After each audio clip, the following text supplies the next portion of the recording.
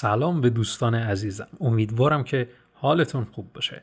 میخوام در این پادکست در رابطه با پیشبینی واقعی فروش بالا صحبت بکنم. آیا واقعا ما میتونیم فروش بالا رو پیشبینی بکنیم؟ منظور جذب و این چیزهاست؟ نه.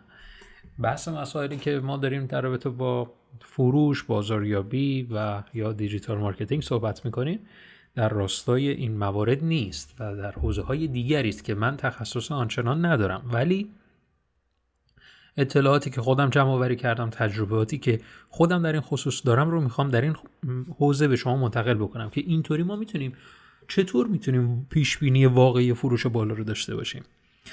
ببینید، ما کلاً وقتی که یک پیش بینی یک فروش رو داریم ولی نیاز کنونی ما یک مبلغ مشخصی هستش، به نظر من پیش بینی فروش بالا محقق نخواهد شد. چرا؟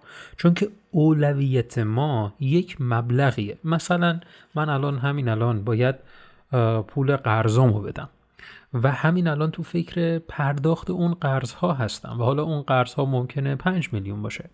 حالا وقتی که من پیشبینی واقعی فروش بالا رو دارم و میگم که من باید 10 میلیون بفروشم، ولی نیاز واقعی من، اون چیزی که واقعا همین الان تو پله اول بهش نیاز دارم، 5 میلیون تومنه که اونا رو پرداخت بکنم، نمیتونم به 10 میلیون تومن برسم. چرا؟ چون که ذهن ما برای زنده بودن و بقا داره تلاش میکنه و کل ذهن رو میتونی یا برای زنده موندن و بقا استفاده بکنی یا برای حل چالش ها و مشکلات و پیدا کردن راه حل ها ذهنتو درگیر بکنی.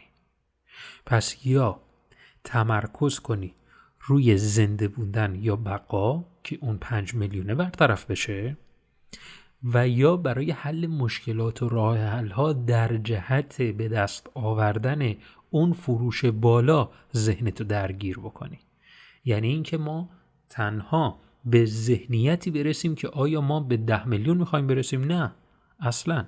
ما در اصل ذهنمون رو درگیر میکنیم برای حل مشکلات و راه حل هایی که میتونیم به اون مبلغ مورد نظر برسیم، نه اینکه همان کارها رو انجام بدیم و تنها طرز فکرمون این باشه که اینا رو فقط حرفه‌ای تر انجام بدیم میتونیم به اون 10 میلیون برسیم. نه، اصلا اینطوری نیست و به نظر من باید راه حل ها و ایده های جدید دیگری رو در کسب و کار خودمون اجرا بکنیم که شاید خیلی این راه حل ها متفاوت نباشن و با این وجود و با این کار میتونیم انتخاب کنیم که آیا ذهنیتمون رو بذاریم روی زنده بودن و بقا یا زمان بذاریم، یعنی اون ذهنیتمون رو بذاریم روی حل مشکلات و یا راه حل ها. انتخاب با توئه.